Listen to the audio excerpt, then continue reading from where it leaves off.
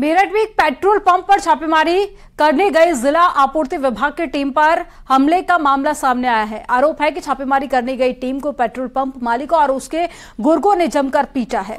घटना civil line के सूरजकुंड इलाके की है। वहीं इस पूरे मामले में पुलिस ने मुकदमा दर्ज कर लिया है।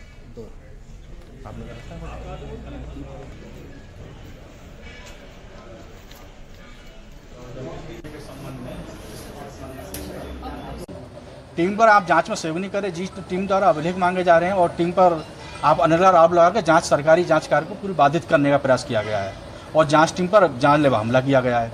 अगर ऐसी कोई बात थी, अगर कोई ऐसी बात थी, उच्च अधिकारी के समक्ष उसे रखा जा सकता था। हमला करने का कोई औचित्य नहीं है। इन लोगों द्वारा एकमत एक राय होकर के और जांच टीम को हमला किया। आज आप थाना आए क्या? काकोरी रिले एक्शन दिवस पर बीजेपी ने मेरी माटी मेरा देश अभियान की शुरुआत की। काकोरी रिले एक्शन की 98वीं वर्षगांठ पर सीएम योगी ने शहीदों के परिजनों को सम्मानित किया। लखनऊ में शहीद ठाकुर रोशन सिंह के पौत्र को सम्मानित किया गया। साथ ही शहीद अशफाक उल्लाह खान के पौत्र आफाक उल्लाह खान को भी इस मौके पर सम्मानित किया गया। इसके अलावा कारगिल में शहीद हुए जवानों के परिजनों को भी सम्मानित किया गया। मुख्यमंत्री ने इस दौरान पंच प्रण की शपथ भी दिलाई। नमन करें और जय घोष करें, भारत माता की, भारत माता की। 75 सप्ताह के इन कार्यक्रमों को अनेक रचनात्मक अभियानों के साथ जोड़ करके पूरे भारतवासियों ने उत्तर से दक्षिण, पूरब से पश्चिम प्रधानमंत्री मोदी जी के नेतृत्व में पूरे उत्साह के साथ आयोजित किया। आज जब हम 75वें सप्ताह में प्रवेश करने जा रहे हैं, इस अवसर पर मैं आप सबका हृदय से अभिनंदन करते हुए जिन पंच प्रण की हमने भी यहां पे जिन पंच प्रण के संकल्प के साथ जुड़ने का भी हम लोगों ने यहां पर संकल्प लिया है, उन पंच प्रण को हम अपने जीवन में अंगीकार करते हुए एक विकसित भारत के निर्माण में अपना पूरी ताकत, पूरी प्रतिबद्धता के साथ कार्य कर सकेंगे। अयोध्या में श्री राम जन्मभूमि तीर्थ क्षेत्र ट्रस्ट ने मंदिर निर्माण की नई तस्वीर जारी की है। राम भक्तों के लिए भगवान रामलला के गर्भगृह की छत की तस्वीर जारी की गई और श्री राम जन्मभूमि तीर्थ क्षेत्र ट्रस्ट के महासचिव चंपत राय ने यह तस्वीर जारी की है। ये एक्सक्लूसिव तस्वीरें आपको दिखा रहे हैं।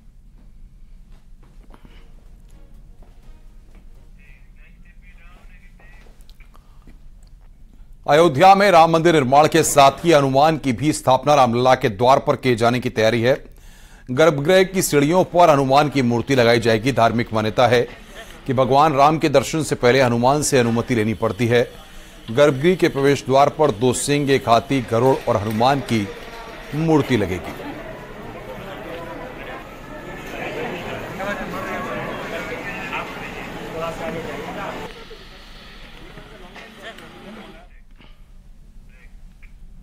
यहां रुकेंगे एक छोटे से ब्रेक के लिए। ब्रेक के बाद खबरों का सिलसिला लगातार जारी है।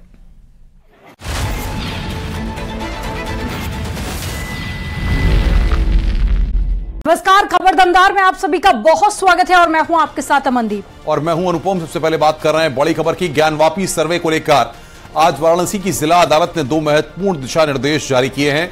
एक तरफ जिला अदालत ने गोपनीयता की बात कहते हुए मीडिया को सर्वे वाली जगह से दूर रखने के निर्देश दिए हैं। साथ ही सर्वे टीम और सर्वे में शामिल सभी सदस्यों को साक्ष्यों से संबंधित बातें मीडिया में साझा न करने पर हिदायत दी है। दरअसल मुस्लिम पक्ष ने एसआई सर्वे रोकने की मांग को लेकर वाराणसी जिला कोर्ट में याचिका दायर की थी, जिस पर सुनवाई के दौरान जिला जज ने सर्वे टीम को भी निर्देश दिया है कि एसआई की रिपोर्ट परिसर से जुड़े हुए साक्ष्य गोपनीय हैं, इसे पहले कोर्ट में जमा करना है, अतः इसकी गोपनीयता को मेंटेन रखा जाए।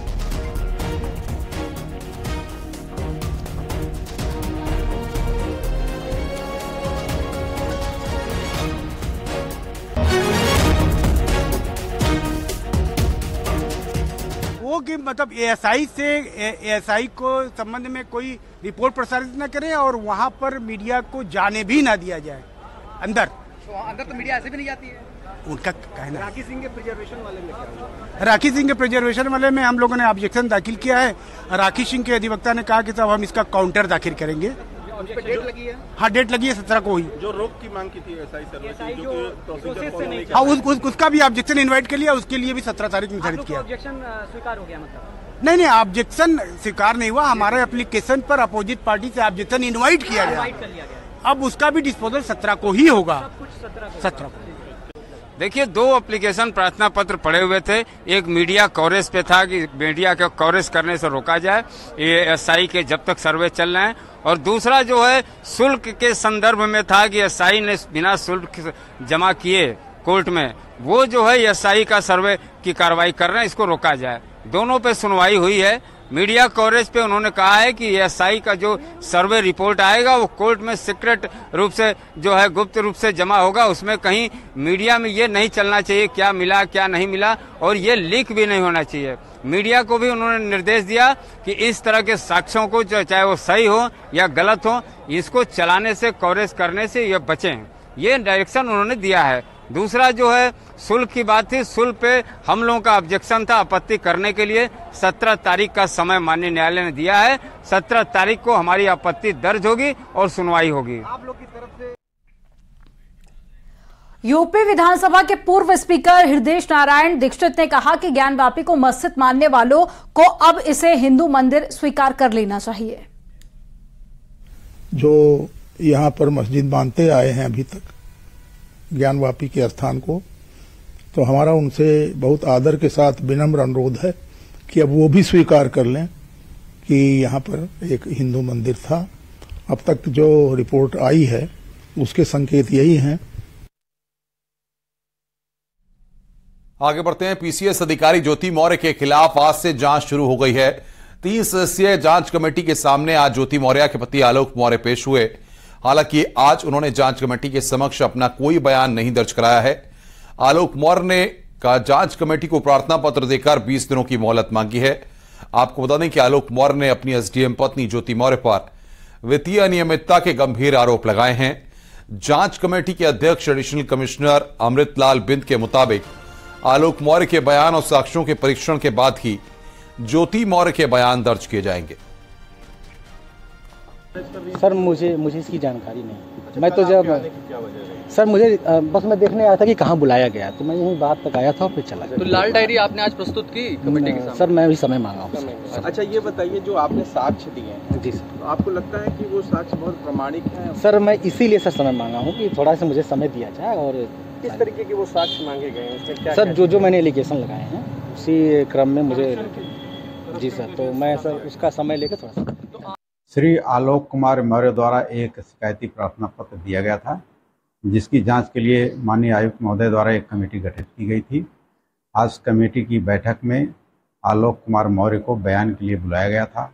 आलोक कुमार मौर्य समिति के समक्ष उपस्थित हुए। श्री आलोक कुमार मौर्य द्वारा एक प्रार्थना पत्र देकर 20 दिन का समय मांगा गया है। समिति द्वारा उनको 20 दिन का समय दिया गया है। अब 28 अगस्त को सुनवाई होगी। अब खबर ललितपुर से है, जहां पर चकबंदी लेखपाल को एंटी करप्शन की टीम ने घूस लेते रंगे हाथों गिरफ्तार किया। आरोपी लेखपाल एक किसान से वसीयत दर्ज कराने के एवज में 10,000 रुपए की घूस मांग रहा था। दरअसल एक किसान को चकबंदी के दस्तावेजों में नाम दर्ज कराना था, लेकिन लेखपाल 10,000 रुपए की घूस मांग रहा था। किसान ने इसकी शिकायत एंटी करप्शन ब्यूरो से की, जिसके बाद में ये एक्शन लिया गया।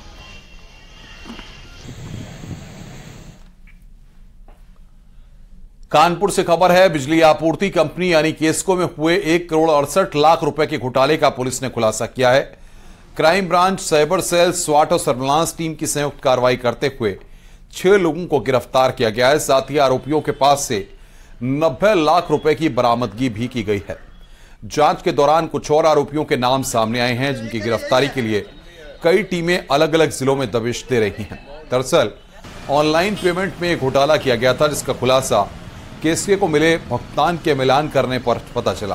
18 जून से 16 जुलाई तक करीब 1905 उपभोक्ताओं ने जो भुगतान किया था, वो केस्को के पास पहुंचा ही नहीं। ये राशि करीब 1,68,00,000 रुपए की थी, जिसके बाद केस्को के अधिकारियों ने ग्वालटोली थाने में मुकदमा दर्ज कराया है। पूरे खेल में एक सॉफ्टवेयर इंजीनियर का प्रमुख रोल है, जिसने गेटवे का URL चेंज कर पैसा ट्रांसफर किया था। साथ ही बिजली ठेकेदार भी इस घोटाले में शामिल था। वहीं पुलिस कमिश्नर ने खुलासा करने वाली टीम को 1 लाख रुपए नगद पुरस्कार का ऐलान किया है। देखिए, ये एक टेक्निकल चीज़ है। एक स्टैटिक गेटवे और डायनेमिक गेटवे, ये 2 अलग अलग चीज़ें हैं। डायनेमिक, इसमें URL डायनेमिक होता है। वो पेमेंट गेटवे कई तरह के URLs आइडेंटिफाई करता है। इसमें मेनली छेड़छाड़ URL के साथ हुई है। इसके संबंध में अभी विवेचना प्रचलित है। हम जिन अकाउंट में पैसा गया है वहाँ से शुरुआत करी है क्राइम ब्रांच ने। जिस अकाउंट में कोतवाली में जो मुकदमा लिखा गया था, जिसमें ICICI बैंक द्वारा केस्को इलेक्ट्रिकल्स नाम से बागपत बड़ौत में जो अकाउंट खुला था, वो सूचना उसमें दी थी। वहाँ से कार्रवाई शुरू करते हुए क्राइम ब्रांच ने ये खुलासा किया है। मथुरा में श्री कृष्ण जन्म स्थान और शाही ईदगाह के पास में स्थित अवैध बस्ती पर बुलडोजर चल रहा है। पुलिस, PSC और साथ ही RF और रेलवे अधिकारियों की मौजूदगी में ध्वस्तीकरण की कार्रवाई चल रही है। यहां मुस्लिम बस्ती के 160 मकान ध्वस्त किए जा रहे हैं। बताया जा रहा है कि बस्ती में रह रहे लोगों को पहले कई बार अतिक्रमण हटाने को लेकर नोटिस दिया जा चुका है और Mathura Vrindavan high speed train project के लिए भी अवैध कब्जा हटाया जा रहा है। आज जो हो रहा है संविधान के खिलाफ हो रहा है, हमारी मर्जी के खिलाफ हो रहा है और हमको भयभीत करके शासन प्रशासन ने भयभीत करके और इसमें तोड़ फोड़ की जा रही है। रेलवे का आरोप है कि आप लोगों ने अतिक्रमण कर रखा है। नहीं तो एक बात ठीक है, हमने आत्महत्या कर रखा, हम मान रहे हैं, लेकिन हमको बता तो दें तुम्हारी जमीन कितनी है। भाई एक बात तो बताओगे नहीं तो कैसे मान लेंगे। ये रेलवे की भूमि पर अतिक्रमण था। इसमें 150 घर हैं करीब। इनको स्टेट ऑफिसर द्वारा नोटिस दिया गया था 6 जून को। 1 माह का इनको समय दिया गया था 7 जुलाई तक खाली करने का। इन्होंने लेकिन समय से खाली नहीं किया है। इसलिए हम स्टेट गवर्नमेंट की मदद से, स्टेट पुलिस की मदद से इन घरों को, अवैध घरों को खाली करा रहे हैं, जिसपे कि मथुरा वृंदावन लाइन का निर्माण उस पर हो सके। श्री कृष्ण जन्मभूमि और शाही ईदगाह के समीप बनी नई बस्ती पर आज अवैध अतिक्रमण हटाओ अभियान चलाया जा रहा है और आप देख सकते हैं कि यह बड़ी कार्रवाई रेलवे के जो अधिकारी हैं उनकी मौजूदगी में की जा रही है, जिसमें नगर निगम लगे हुए हैं, सिटी मजिस्ट्रेट लगे हुए हैं, SDM लगे हुए हैं, साथ में जो शहर का फोर्स है उसके साथ साथ PSC और RAF की जो यहाँ पे फोर्स है उसकी मौजूदगी में जो अतिक्रमण हटाओ अभियान है चलाया जा रहा है। जो मतलब एटा जिले के जलेसर में गरजा बाबा का बुलडोजर सरकारी जमीन को कब्जा मुक्त कराया गया है। सागरताल की जमीन पर हुए अवैध कब्जे को JCB से हटाया गया है। दबंगों ने किया था सरकारी जमीन पर अवैध कब्जा। ये कुछ लोगों ने यहाँ अतिक्रमण कर रखा था, बाउंड्री लगा के सागरताल की जमीन जो है इस पे अपना बाउंड्री लगा दिया था, अतिक्रमण कर लिया था। इसमें अड़चन आ रहा था। हमारा इसका प्रोजेक्ट चल रहा है एक सौंदर्यीकरण का, उसी को आज हम पुलिस बल मौके पे आई है और इसको जो है ध्वस्तीकरण करवा के और बाउंड्री लगा के इसका काम पूरा करवाएंगे। हाथरस में अवैध कॉलोनियों पर जिला प्रशासन का बुलडोजर वाला एक्शन से आसपास इलाकों में हड़कंप मच गया।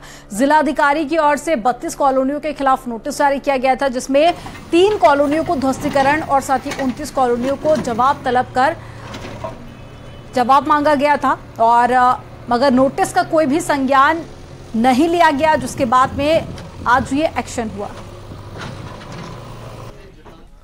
शहर के ये अपने बाईपास के जो आसपास कॉलोनी है, यहाँ 3 कॉलोनी पे आज कार्रवाई हुई है, जिसके आदेश हुए थे। उसी क्रम में ये कार्रवाई हुई है, चूँकि अनियोजित रूप से और जो नक्शा पास होने थे उसके इन्होंने अनुपालन नहीं किया।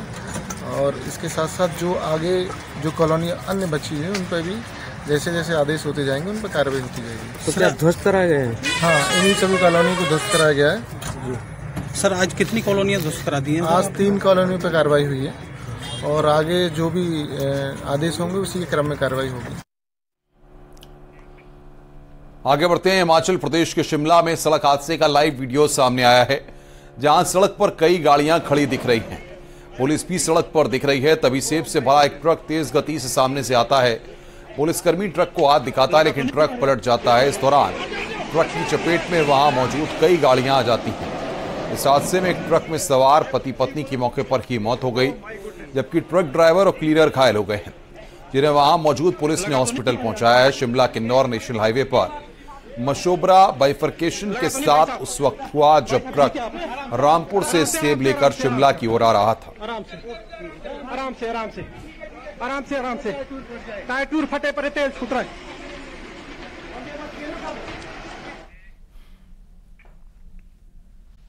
झांसी